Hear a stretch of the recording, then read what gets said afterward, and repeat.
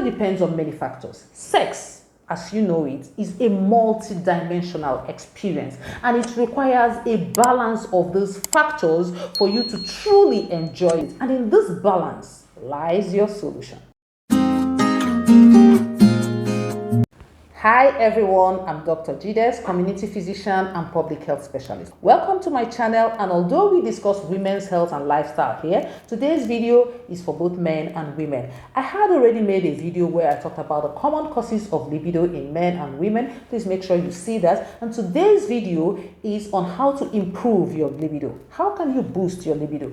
Like I said in my previous video, libido in general is subjective. So if you're okay with whatever you have going on with your partner, then everyone is happy and there is no need to boost your libido. Like I said earlier, some couples may be having sex once in a month and they're pretty much satisfied with that and they do not feel their libido is low. On the other hand, some other couple may be having sex as much as 4 to 5 times in a week and still feel that their libido is low. So it's totally subjective. Libido depends on many factors. Sex, as you know it, is a multi-dimensional experience, and it requires a balance of those factors for you to truly enjoy it. So for you to enjoy sex, you need to be in a state of a balanced psychological, physical, and emotional state. And in this balance lies your solution.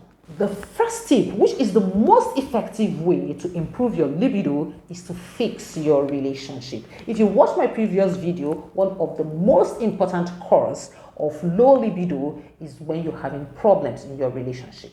Are you still happy in your relationship? Do you have doubts? Do you have worries or concerns about your partner? Are you still attracted to your partner? If not, this may be the reason for your low libido. So you need to take steps that will spice up your relationship. Have a date night with your spouse, rebuild your relationship with your partner. You may need to contact a relationship counselor or a family physician for further evaluation.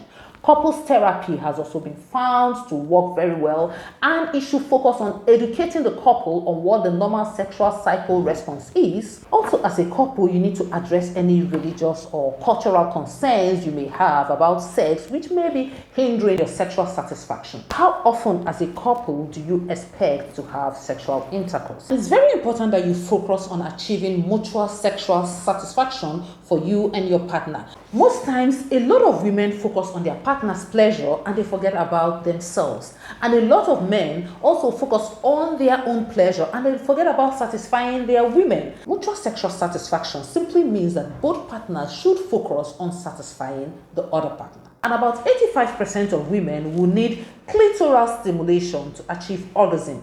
So making sure that your partner incorporates your own pleasure in the act of intercourse goes a long way in ensuring this mutual sexual satisfaction. And talking about therapy, there is something called sensate therapy that has been shown to be very useful. And it's essentially a therapy that is focused on touching.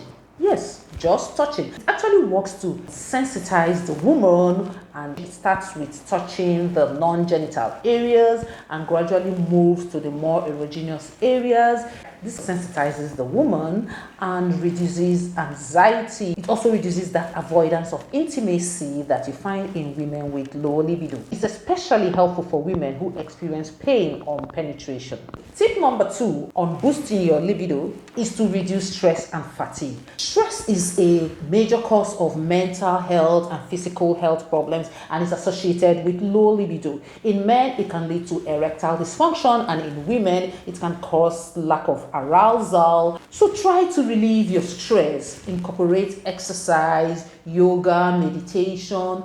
Try to get help. You can get help with the kids if you can afford it. You can pay a nanny. You can get friends or family and neighbors to help you out so you can enjoy the things that you love to do and you can have some free time for yourself. That way you can distress. Also talk with your partner about the stress you may be going through. Talk with your health professional also, because that could help. Tip number 3 is you need to become comfortable with your intimate self. I have always been an advocate of every woman knowing her intimate part well. And there should be no shame in knowing this. You can do this by exploring your body. This will not only help you becoming more familiar with your own body, but you will also become familiar with your desires and your pleasures. This will help you better express your sexual desires when you're with your partner, such that you can freely communicate to your partner what you need him or her to do for you to give you maximum pleasure, and this will definitely improve your sex life.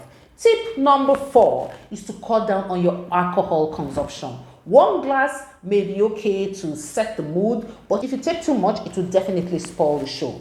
And in men, too much alcohol has been associated with erectile dysfunction. So even if your libido was up to it, your equipment couldn't get up to it. Tip number 5 is to get enough sleep. Work on improving your fatigue level by having enough sleep. Prioritize your sleep. And if you have any form of sleep disorder, you may want to see your primary care doctor about that. Tip number 6 is to treat any underlying illness. In my previous video where I talked about the causes of libido, we talked about several medical conditions that can cause low libido. So if you find that you're suffering from any one of those conditions, such as diabetes, heart disease, high blood pressure, thyroid problems, chronic pain disorders, seizure disorders, or cancers, and many much more, make sure you get adequate treatment, see your doctor, and get treated appropriately. And if you tried all of those things, your relationship is great, you've cut off stress and fatigue, you have enough sleep, and you're super healthy, and you are still experiencing low libido, then there are 2 approved medications that can handle low libido in women. The first one is flibanserin, and the brand name is Adi. It's taken once a day at bedtime, preferably at night, and it works to increase dopamine. Dopamine is the key messenger that causes sexual excitation. This medication is specifically approved for women who are premenopausal. That's women who haven't achieved menopause yet. So if you have reached menopause, please don't take this. Its major side effect is drowsiness, and that is why it's recommended you take it at night. And when you combine this medication with alcohol, the drowsiness becomes much more severe, so please don't take with alcohol. Another medication that is recommended for women who are premenopausal is Melanotide. This is an injection which you can give yourself about 45 minutes before sexual intercourse. And the most important side effect of this medication is nausea, and that's why you recommend you take it shortly before intercourse. Please don't use this medication if you suffer from uncontrolled high blood pressure or if you suffer from any form of heart disease. Also, you may want to use contraceptive or find a way to prevent yourself from getting pregnant if you're using this medication, because Melanotide has also been found to have some side effects in the developing fetus. For the postmenopausal women, you could use topical testosterone to improve your libido.